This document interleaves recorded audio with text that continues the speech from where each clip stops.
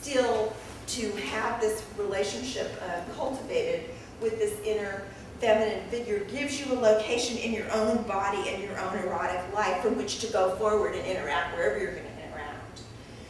Whereas if the only aspect that's been cultivated is mother-daughter, you're in this infantile, up-down, unequal relationship all the time. Whereas over here we've got an idea of mutuality, democracy, not in the way that George Bush says it,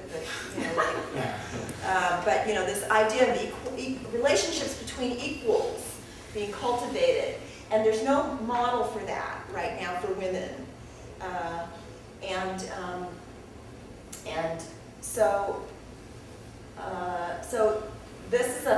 the point of all of this is to address what happens in the mother-daughter dyad, especially between the mother and the lesbian daughter, and for the purpose of differentiating that out, and whatever trauma is associated with that, and liberating the sister-lover aspect of the double in lesbian psyche and in the psyche of all women, actually. And if you think about this for just a minute, and you think about how much heteronormativity depends on the ongoing mother-daughter relationship and on mothers and daughters being bound up with one another psychically, and the demand of the mother that her daughter live the life that she did because she sacrificed her own sister-lover relationship internally, and the ongoing demand to relate to family and privileged blood and privileged blood ties, and how important that all is, and that if you don't do it, you're a Judas, you're a betrayer to your kind and of your mother. Okay. And tremendous pressure will be brought to bear against one separating. And I all this, I noticed, I'm like, against one. I personally, I just this week attempted to articulate to my biological mother, my views on this, and I promptly got a card in the mail saying, "Your family loves you. We're here for you. Family, family, family, family, family." It was like really impressive.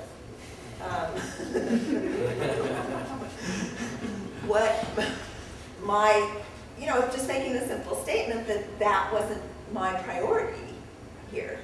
What that provoked, like a kind of psychotic reaction in her, actually.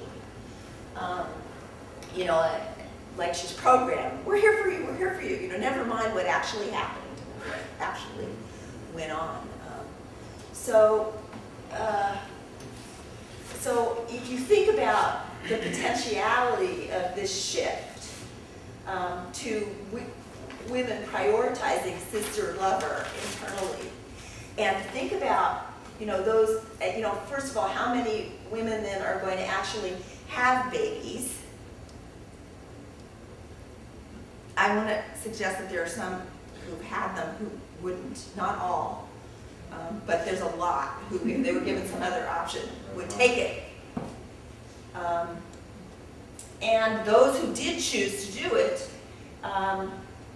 would theoretically have a relationship with their sister lover, and therefore the quality of relating to their infant daughter would, instead of being one of cramming heterosexuality and heteronormativity down the baby girl's throat, we would get some kind of curiosity toward this little girl, like, who are you? How can I wonder who you are. How can I support you to be who you are, who you want to be, what your dreams are, and a kind of always being with her own inner sister lover that enables her to not insist that the baby mirror her or take care of her. and just a completely different motivation for having a child. So just think about the radical potential in the world for this, okay? Where the woman says, no, my erotic life and my creative life and my imaginal life and my inner life and my psychic life is the most important thing, and then what flows from that, okay. No, we don't have that. We don't have that for anybody. Okay, but this system really needs women, and the mothers, so when it doesn't go well, which it frequently doesn't, and I want to argue that the mother here is mostly mothers are looking at their babies through this heteronormative gaze from very early on, from the earliest time on. Looking at this baby and saying, you're going to have babies like me, you're going to grow up and, experience, even in the best situation, you're going to experience the glory that I've experienced, and this is all unconscious. There's nothing about this that's necessarily conscious. If we have somebody who's struggling consciously to be with this, that's a different situation, but I want to suggest it's very rare. And that in general, there's this unconscious situation where the mother is just looking at the baby going, you're either gonna like, make it up to me, like what I had to suffer to have you. In fact, I had somebody call me and said, my daughter isn't having somebody I knew from like 30 years ago heard I had cancer. Oh, what they call. Okay. My daughter isn't having children, and for some reason she gets enraged when I ask her about it. I'm like, why do you want to have children? She's like, I want her to suffer like I did. I want her to know. That's honest. Okay. Well, that's up front.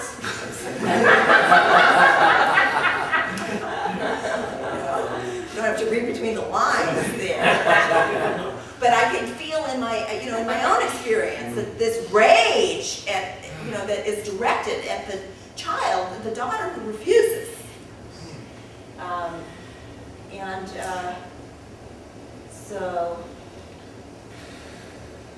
All right, so in the, yeah. I was just thinking, there's this way in which like heteronormativity is actually anti-eros for like all people, because it's like, if in that situation where you're like talking about, I want her to suffer, well, where is then her love for her daughter?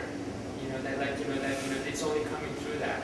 And I'm kind of also reminded of a friend of mine who is having a huge battle with his girlfriend because she's 38 and she's like insisting they have to have a child now. Even though she doesn't even want to raise the child. She's like, well, we'll get nannies and all that.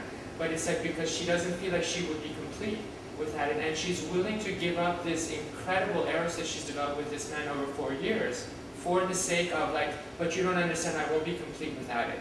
Even though she doesn't even know what that is. And it's just astounding the ways in which this heteronormative view just kind of kills everything. It just sort of says, just plug in and become part of the robotic, masses, and you don't have to think, and you'll get glory from the world, but like, you'll feel empty inside. But you won't have time to think about that because you're busy suffering. It's just really astounding to me. Yeah, and there is some reality if you're, archetypally, your libido is archetypally heterosexual, then there is this, it's powerful, whatever that is. I think it is in the body at some level. But does that mean we don't think about it? Does that mean we don't have some other way to try to understand it and feel into other aspects before just sort of junking the whole thing and just saying, well, I have to do this? Some analysis of what that's about. Some consciousness brought to bear. Some other possibility. I was thinking about that, kind of the same, when you were talking about the double and the relationship to the mother, and you said there's no eros between the mother and the daughter. I'm not sure if that's the exact words. I was confused because I was reading, the top three first about the mother, and I was trying to put those two things together. How is there no eros between the daughter and the mother, or mother not holding eros? But I guess with the baby lesbian girl, first love being mother, it's sort of mother as sister.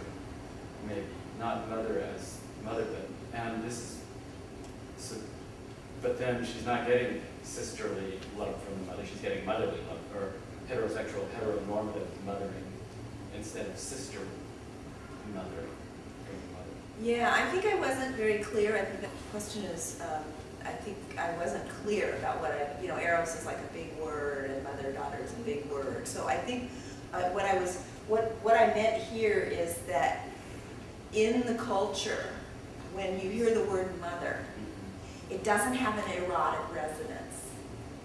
When you hear the word daughter, it doesn't have an erotic resonance. But it can. Okay. Can. It usually does, is what you're saying. Right, I'm not saying that the relationship between the two of them is not erotic. Or that it shouldn't be. Or that it shouldn't be, or anything like that. But what I'm saying is that because of heteronormativity, it's been neutered. Exactly. And it's taboo. And because all of female sexuality has been neutered, actually. I mean, to think of a mother as sexual is taboo, I feel. That's what I feel. Like, no, you can't go there. Right. It's the Virgin Marriage. Yeah, exactly. You can't, no. It's not allowed. I'm going to go out there and say that before we got here, I was telling Lauren how sexually I felt towards my daughter.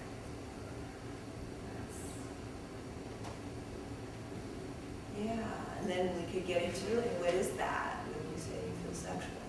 Right. That's a dangerous thing to say. For reasons, but. Yeah, but you could feel it. That's really a profound idea. It's really forbidden for mothers to say that about their daughters. Especially their infant baby, their infants, their infant daughters. Sure. But what I think, so what I was trying to get at was sort of this sort of prohibition and how the words, which carry a lot of power, those words, and archetypally, they don't evoke libido. It's all secret. It's all secret. Exactly.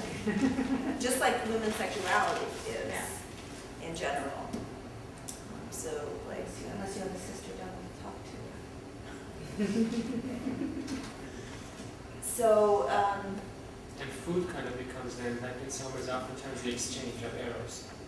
In the mother-daughter, it's like, she's always baking or cooking. And I'm like, here, have this, but like, even that, it's like, it's like a cooking that's like, devoid of the real eros of it.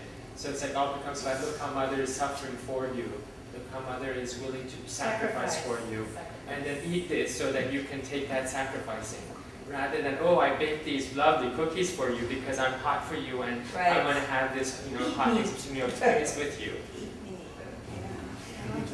Yeah. Well, I just, for me, in terms of the struggling with the cancer, one of the main things that's happened is that I have to deal with nausea all the time.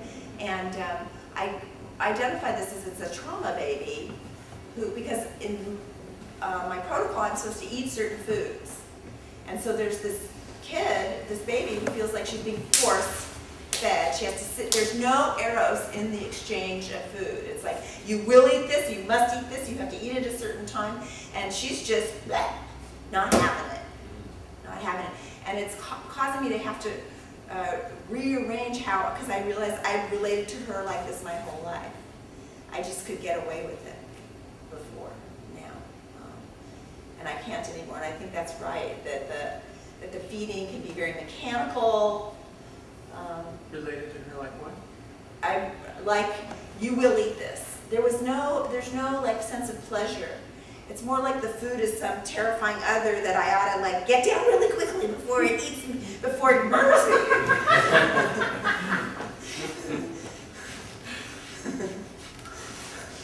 I mean, there's just a real terror involved in trying to get fed. As a result, I think, and so I'm just going to say about this heteronormativity, that the gaze of the mother, there's all these problems because the gaze of the mother has in it all of these things I'm talking about, and certainly doesn't allow for the possibility that her daughter is going to be a lesbian and maybe feeling erotic toward her, and any kind of fantasy or imaginings about that positively and nurturingly, that's not going on.